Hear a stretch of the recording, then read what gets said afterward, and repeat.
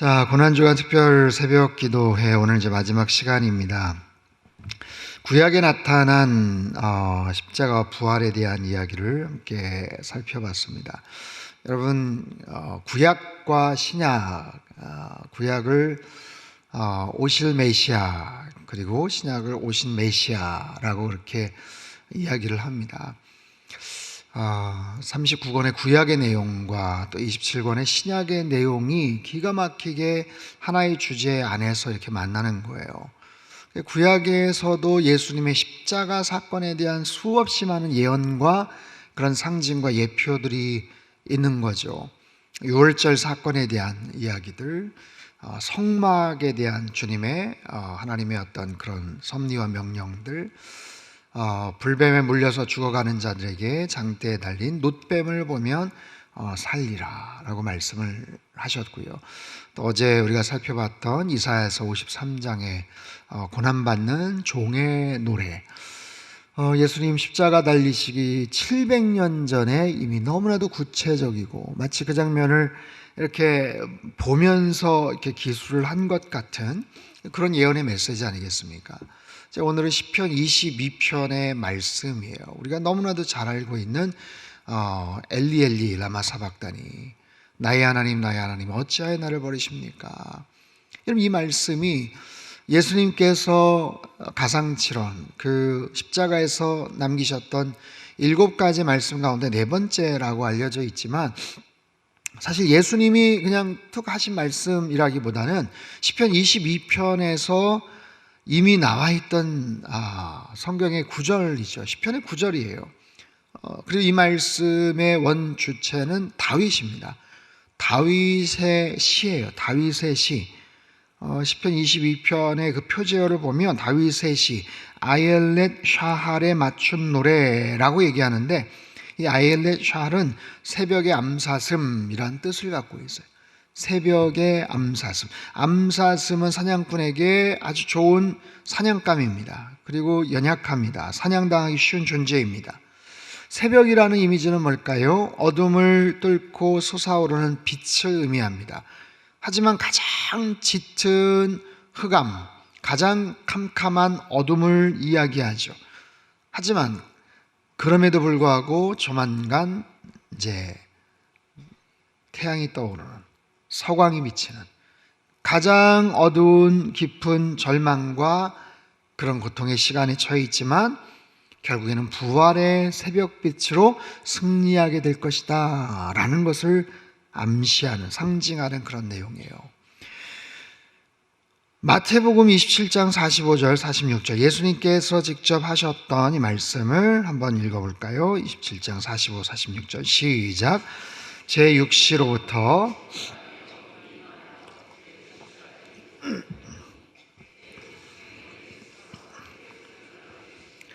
엘리 엘리 라마 사박다니 하시니 이는 곧 나의 하나님 나의 하나님 어찌하여 나를 버리셨나이까 하는 뜻이라.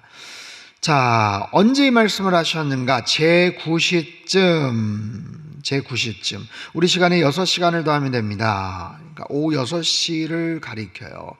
우리가 잘 알고 있죠. 오전 9시쯤에 예수님 달리셔서 3시에 운명하셨어요. 6시간 동안 십자가에 매달려서 말할 수 없는 고통을 당하셨죠. 겪으셨어요. 근데 그 앞에 보면 6시부터 9시까지, 즉 오후 12시, 정오 12시부터 오후 3시까지 어둠이 임했다. 온 땅에 어둠이 임했다. 흑암이 덮였다. 3시간 동안, 무려 3시간 동안 어둠이 덮였다. 1년에 한두 번쯤 가끔 정말 갑자기 좀 한낮인데도 어두워질 때가 좀 있어요. 날씨 탓이기도 하고 여러 가지 이렇게 장마나 비 때문에 이게 그냥 구름이 낮게 이렇게 들이우고 빛은 하나도 보이지 않고 어둡다고 해도 그래도 그냥 그 정도 이러다가 말겠거니라고 생각을 하는데, 여기서의 말하는 어두움은 마치 개기일식과 같은, 그냥 태양이 달에 가리거나 그냥 이렇게 완전히 가려져 버리는 몇 년이나 몇십 년에 한 번씩 있을까 말까 하는 마치 그런 어떤 징후, 그런 징조와도 같은 자연현상. 근데 그것과는 또 차원이 다른 아주 특별한 그런 현상이죠. 특별한 개길식 같은 게 있다고 해도 뭐 3시간 동안이나 그러진 않거든요. 그리고 그 정보를 익히 언론이나 뉴스를 통해서 알기 때문에 오늘 뭐 오후 몇 시쯤부터 개길식이 시작이 됩니다. 뭐 이렇게 해서 아니까 뭐 특별한 현상처럼 오히려 사람들은 뭐 기대를 하고 그걸 좀 바라보려고 막 하지만, 만약에 그런 정보나 그런 상황에 대한 이해가 없었던 옛날 사람들 같은 경우는 여러분 굉장히 무서운 일이에요. 두려운 일이지 않겠습니까? 갑자기 왜 해가 사라집니까? 갑자기 왜 어둠이 임합니까? 이건 굉장히 두렵고 무서운 그런 일이죠. 근데 무려 3시간 동안이나 어둠이 임했다. 어둠이 임했다라는 건 뭡니까? 뒤집어 말하면 빛이 사라졌다라는 거예요. 빛이 사라졌다.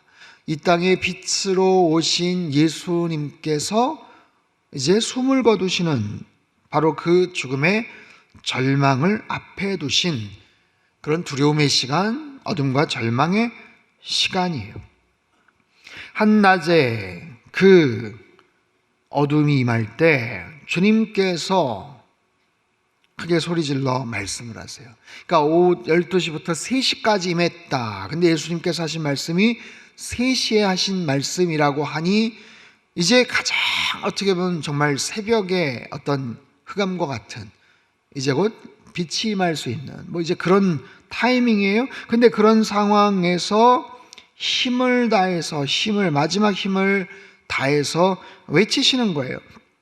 그게 오늘 시편 22편 1절 2절 말씀이에요. 한번 같이 읽어보죠. 시작. 내 하나님이여 내 하나님이여 어찌 나를 버리셨나이까? 어찌 나를 멀리하여 돕지 아니하시오며 내 신음소리를 듣지 아니하시나이까?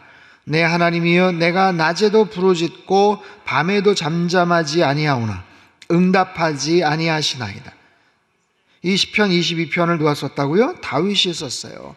다윗이 가장 힘들고 어려울 때 하나님을 향한 고통의 토로의 그런 고백입니다.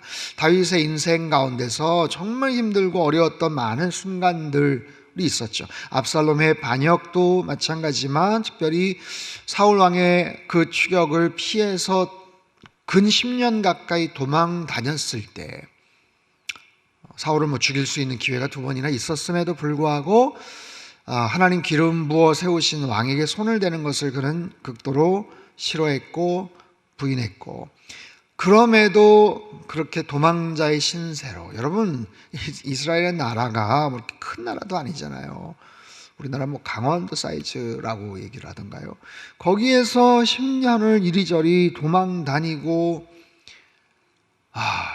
뭐 그 주변의 블레셋 인접 국가 뭐 가사라든지 뭐 이런 데로 잠깐 피해 다니다가 뭐 망명하듯이 다니다가 다시 뭐 정말 들로 야생 어떤 뭐 굴 같은 데로 피해 다니는 그 마음이 여러분 얼마나 힘들겠습니까?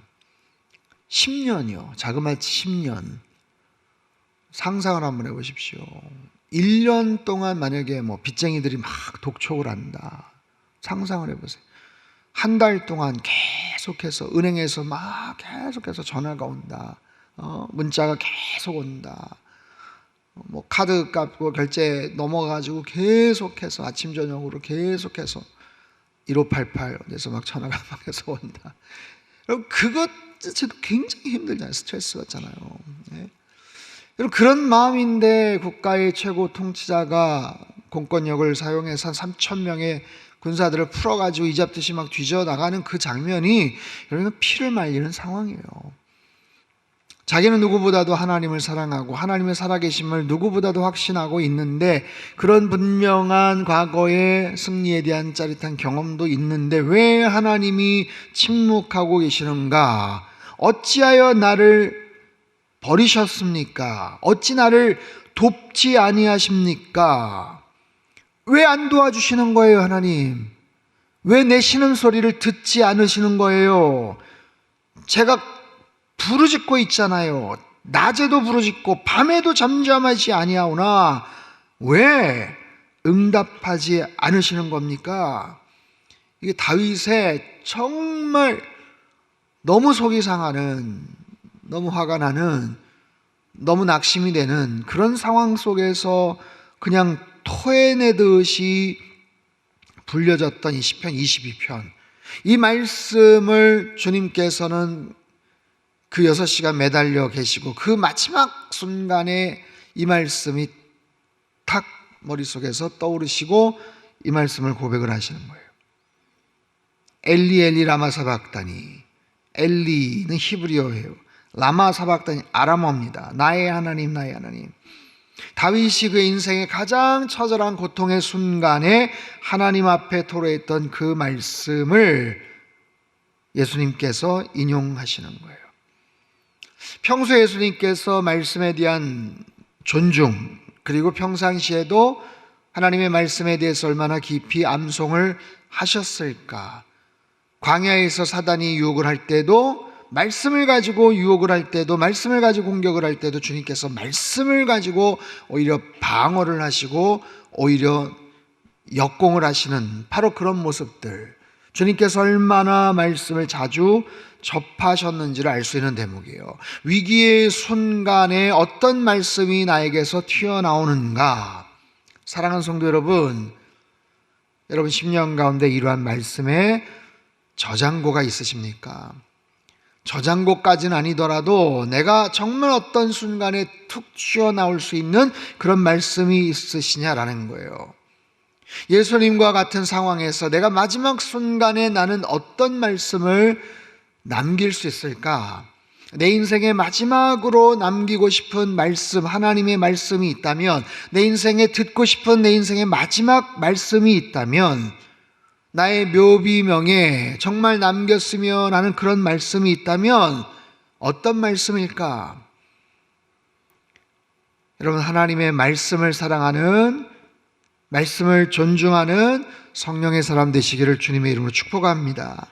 나의 하나님, 나의 하나님이라고 이야기를 하세요. 나의 하나님 말씀하세요. 그냥 구약의 시편을 그대로 따왔기 때문이기도 하지만, 여러분 가상칠언에서 이 호칭에 좀 중요한 의미가 있어요. 7가지의 말씀을 하셨지만 하나님에 대한 호칭을 나의 하나님이라고만 하지 않으셨죠. 아버지여 라고 말씀하셨어요. 그렇죠? 뭐라고? 아버지여 저들의 죄를 용서하여 주옵소서. 그리고 마지막에 숨 넘어가실 때 나의 영혼을 부탁합니다. 뭐라고요? 아버지여. 아버지요. 아들과 아버지 사이에 가장 어떻게 보면 친밀한 관계를 기반으로, 그 신뢰를 바탕으로 아버지요. 근데 왜 여기에서는 물론 다윗이 그렇게 이야기를 했다고는 하지만 나의 하나님이라고 왜 부르셨을까? 이거는 공적인 신분이에요. 온 인류의 죄를 짊어지신 어떻게 보면 죄인의 신분이에요. 그래서 거룩하신 하나님을, 이제 3절에도 우리가 같이 살펴보고 기도하겠지만, 거룩하신 하나님을 이 상황에서는 차마 아버지라고 부를 수가 없는 거예요. 하나님이에요. 그러나 무슨 하나님? 나의 하나님. 이게 중요한 거예요. 하나님이시지만 나의 하나님, 내 기도에 더디 응답하시고 나를 지금 돕지 않으신 것 같아서 나 지금 삐졌어요, 나 지금 마음 상했어요 라고 하지만 여전히 그 하나님은 나의 하나님이시다. 나의 하나님이시다. 내가 사랑하는, 내가 경배하고 찬양하고 예배하는, 그리고 나와 늘 지금까지 함께 하셨던 그 하나님이시다. 속상하죠. 화가 나죠. 여러분 시편에서 다윗의 투덜거림과 탄식에 대한 이야기들이 얼마나 많습니까? 할 수 있습니다. 그러나 지난주였죠, 우리가 살펴봤던 것처럼, 지난주가 아니었죠, 놋뱀에 대한 이야기였죠. 이스라엘 백성들이 완전히 하나님의 의도를 그냥 오해를 하거나 무시를 해버려서는 안 된다는 거예요. 완전히. 어째서 광야에 나와서 죽게 하느냐? 아니라는 거예요. 나의 하나님, 나의 하나님. 여러분, 이 엘리 라마 사박단 이 말씀의 백미는 사실은 어찌하여? 라는 질문입니다. 어찌하여?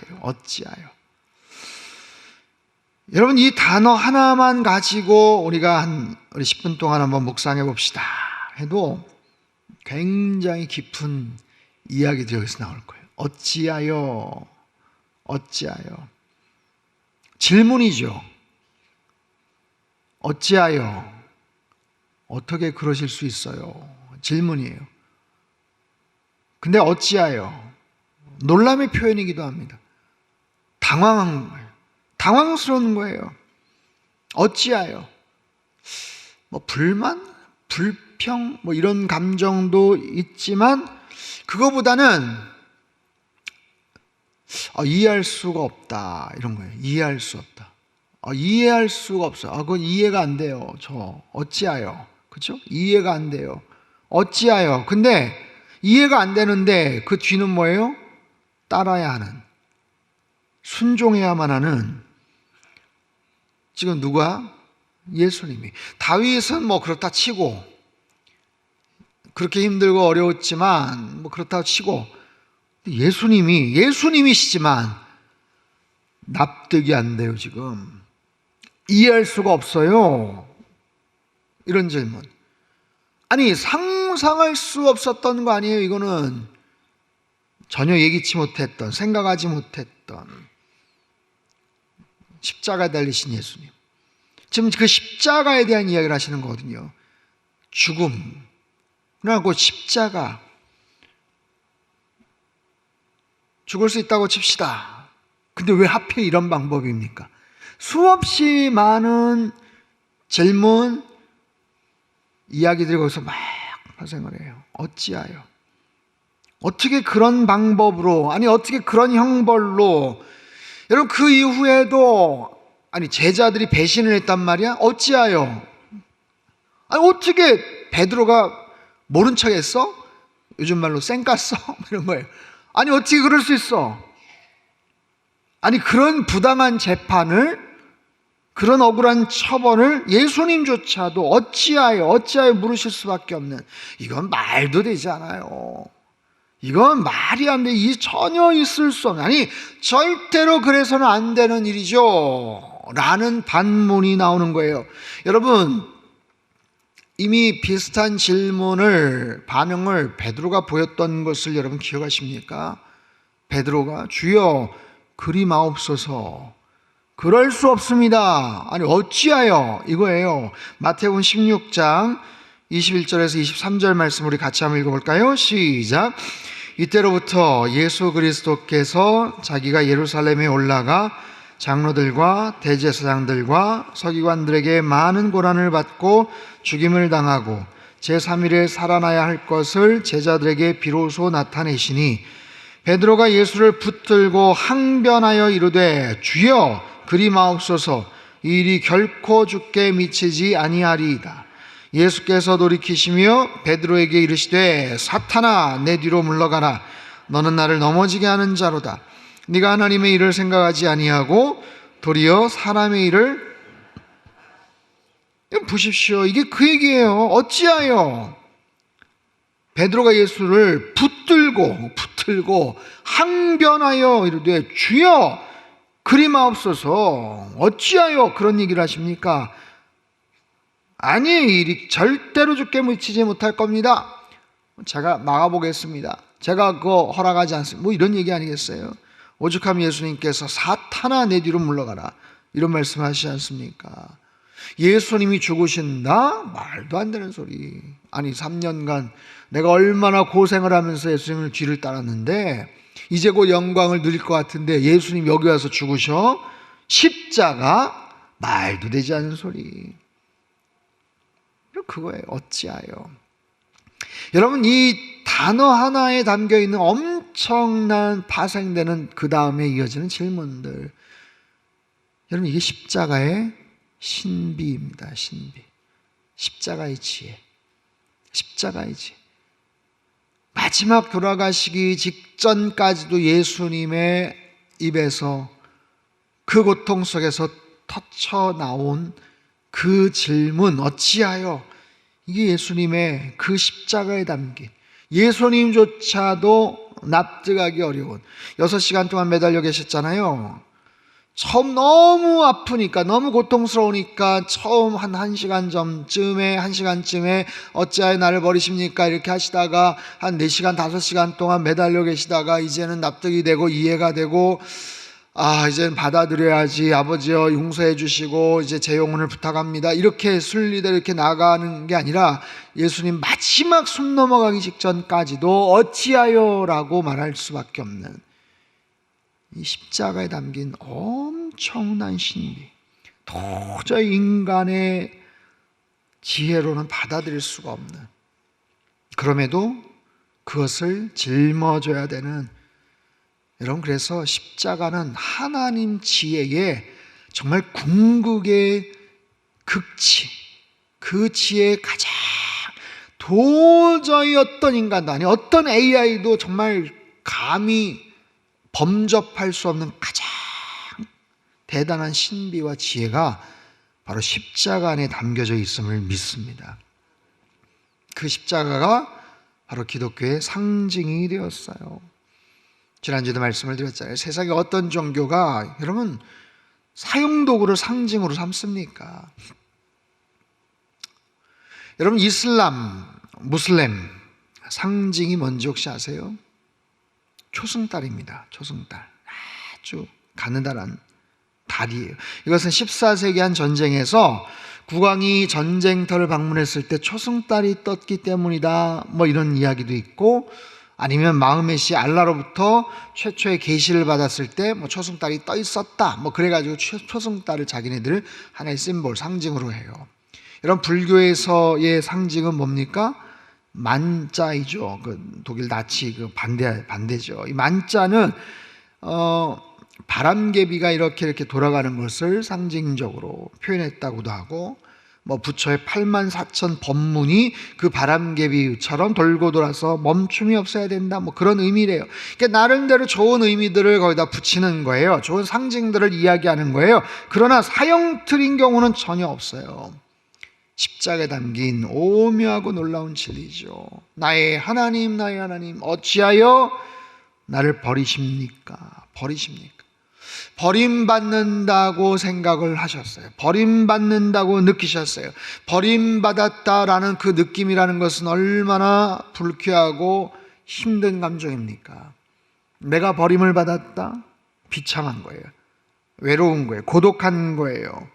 거기다가 극한의 죽음의 고통을 느끼고 계셔요. 그만큼 버려진, 혼자 남은 제자들 다 뿔뿔이 도망갔어요. 처절한 절망의 그 밑바닥에서 나오는 그 말씀, 버림받았다, 제외됐다, 포함되지 못했다, 거기까지요. 미안합니다, 거기까지요. 여러분, 그런 경험을 해보신 적이 있습니까? 어딘가에 격리가 되었다. 오래전에 저희 큰아이가 신종플루가 한참 유행할 때, 아이가 10살이나 11살이나 되었을 땐가 그래요. 아이들 3명이 있는데 얘가 신종플루가 딱 걸렸어요. 그래서 학교를 안 갔습니다. 학교 안 간다니까 좋아하더라고요, 처음에.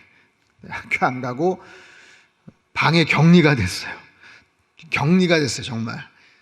동생들에게 전염이 되면 안 되니까. 그래가지고 밥도 이제 엄마가 이렇게 뭐 사식 넣어주듯이 문 빼꼼히 열고 거기다 넣어주고, 수건도 혼자 쓰고, 나오면 안 되는 거예요. 동생도 갔다 갔다. 우리 막내도 막 그냥 2살, 3살 어렸을 때. 처음에는 이해를 했어요. 뭐 10살, 11살 정도 되니까 자기도 아프고 뭐 이러니까 이해가 됐는데, 하루 지나면서 힘들어 하더라고요. 힘들죠. 근데 기침도 하고 몸도 아픈데 힘든 게 마음이 힘든 거예요. 나중에 울면서 막 투정을 부리더라고요. 나 지금 힘든데, 나 지금 아픈데 왜 나 혼자 있게 하냐고. 내가 지금 보호를 받아야 되는데 나 왜 외롭게 하냐고. 거실에서 이제 막 애들 깔깔거리고 뭐 TV 보고 막 이러니까 더 힘든 서러운 거예요. 나 힘들고 외로운데 나오고 싶어서. 근데 한 이틀 좀 더 아니야 했잖아. 미안해, 정말 미안해. 나왔으면 좋은데 미안해. 좀만 참아. 어찌하여 나를 버리십니까? 여러분, 그 구제역이나 조류독감 같은 거 유행을 하면 농가, 축산업체는 큰 재앙을 겪죠. 정말 때로는 자식처럼 돌보던 소나, 때로는 뭐 돼지나 닭이나 뭐 오리들, 살처분이라고 하죠. 도살을 해버립니다. 살려둘 수가 없어요. 그냥 아예 구획을 나눠서 그냥 큰 구덩이를 파서. 여러분, 재산상의 큰 피해도 있지만 너무 가슴이 아픈 거예요. 애정을 들여서 키웠던 그 동물들이 죽어갈 때 크게 막 울면서 죽어가는 동물들, 어쩔 수가 없어요. 병에 걸렸기 때문에. 전염이 되면 안 되니까. 여러분, 우리 코로나19 때 우리 경험하지 않았습니까? 격리되는 거예요. 어디 뭐 다른 곳에 가지고 아예 그냥 며칠 있다가 오기도 했잖아요. 만날 수가 없는 거예요. 여러분, 그런 거예요. 버림받았다, 격리가 되었다, 배제되었다. 지금 예수님이 지금 그런 마음이시거든요. 어찌하여 나를 버리십니까? 왜 그러신 거예요? 인간의 죄로 인해서 그 강한 징글징글한 그 죄 문제를 해결하기 위해서 어느 누구도 도와줄 수가 없어요. 어느 누구도 힘을 북돋아 줄 수가 없어요. 바로 죄의 문제 때문에. 그리고 이 과정을 거쳐야만 온 인류가 살 수 있는 방법, 주님께서는 바로 저와 여러분을 살리시기 위해서 그 십자가의 고통을 당하시고 참고 겪으신 줄 믿습니다. 온 인류의 죄를 위해서. 나의 하나님 어찌하여 나를 버리십니까? 제가 왜 이 고통을 당하는데 침묵하십니까? 이렇게 죽게 되었는데 왜 기적을 행하시지 않습니까? 정말 나를 버리신 겁니까? 라고 말씀하시는 것 같아요. 여러분, 오늘 마태복음에 보면 그 마지막 순간 이것을 큰 소리로 외치셨다라고 얘기하세요. 큰 소리로 외쳤다. 아마 마지막 힘을 다 짜내서 온 세상에 선포하신 것 같아요. 이것은 나 억울하다, 야 이럴 줄 몰랐다가 아니라, 아니 하나님이 마지막 순간에 이러실 줄 몰랐다가 아니라 온 세상에 죄를 알리는 거예요. 너희들 똑똑히 기억을 해라. 죄가 얼마나 독한 것인지, 죄를 사한다는 것이 얼마나 힘든 일인지 하나님께서도 외면하실 수밖에 없고 아들된 주님 입장에서도 이렇게 처절하게 버림받을 수밖에 없다는 것. 마지막 온 힘을 짜내서 큰 소리로 말씀하시는 거예요. 알라는 거예요. 사람들이요, 알라, 깨달으라, 봐라. 이런 상황에 있다는 것, 죄라는 것이 얼마나 무서운지, 이 죄의 결과. 여러분, 고난주간에 특별히 십자가를 묵상한다는 것은요, 우리의 죄를 성찰한다는 거예요.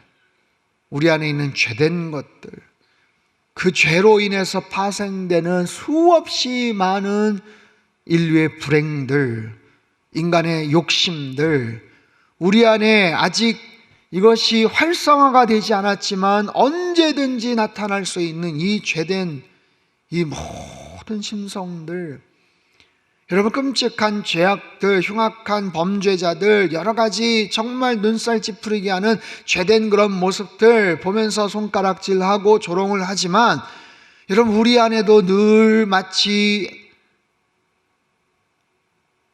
언제든지 터질 수 있는 화산과 같이 용암이 끓고 있다는 것을 아십니까?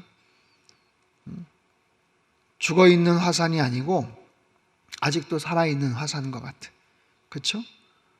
그냥 완전히 죽어서 이제는 완전히 메말라져 버린 그런 한라산 같은 게 아니고 언제 터질지도 모른다는 백두산 같은 그죠? 우리 안에 그 죄라는 것이 그 어린 아이들, 어린 아기들, 손주들조차도 그렇게 예쁘고 반짝거리고 천사 같은데도 그냥 뭐 투정 부리고 막 이러는 그 안에 있는 죄된 모습들을 보면 인간이 무서운 거예요. 이 죄에 대한 거, 이 죄를 어떻게 없애요? 죄의 삭은 사망이에요. 죽음의 형벌을 거치지 않고는 이 죄를 이길 수가 없어요. 죄의 문제를 절대로 가벼이 여기지 않게 되기를 바랍니다. 그리고 우리는 절대로 죄를 이길 수 없어요. 따라해 볼까요? 나는 절대로 내 힘으로 죄를 이길 수 없다. 그러니까 아무렇게나 살자가 아니라 예수님의 십자가 보혈의 공로와 은혜가 필요한 존재예요. 죄를 이길 수는 없지만 죄의 영향력을 최대한 억제시킬 수는 있어요. 어떻게 해요? 우리가 성령 충만할 때 보혈의 능력으로만이, 십자가의 능력으로만이 모든 죄된 권세로부터 자유케 되는 줄로 믿습니다. 자, 마지막 3절 말씀 우리 한번 크게 읽어볼까요? 시작. 이스라엘의 아멘. 주여, 주는 거룩하시니이다. 주님은 거룩하십니다. 주님은 거룩하십니다. 여러분, 하나님의 속성, 가장 중심된 속성, 하나님의 가장 중요한 속성, 사랑의 속성, 공의의 속성, 공의와 사랑이 빡 만나는 거예요. 이게 철저하게 기가 막힌 다 50대 50처럼 여겨져서 도저히 합일이 안 될 것 같지만 십자가를 통해서 이게 완벽한 100%의 공의와 사랑으로 만나지는 거죠. 그런데 이 공의와 사랑이 그렇게 이루어지기 위해서, 아니 이루어지려는 그 이유가, 그 본질이 뭐냐면 하나님의 거룩성 때문에 그래요.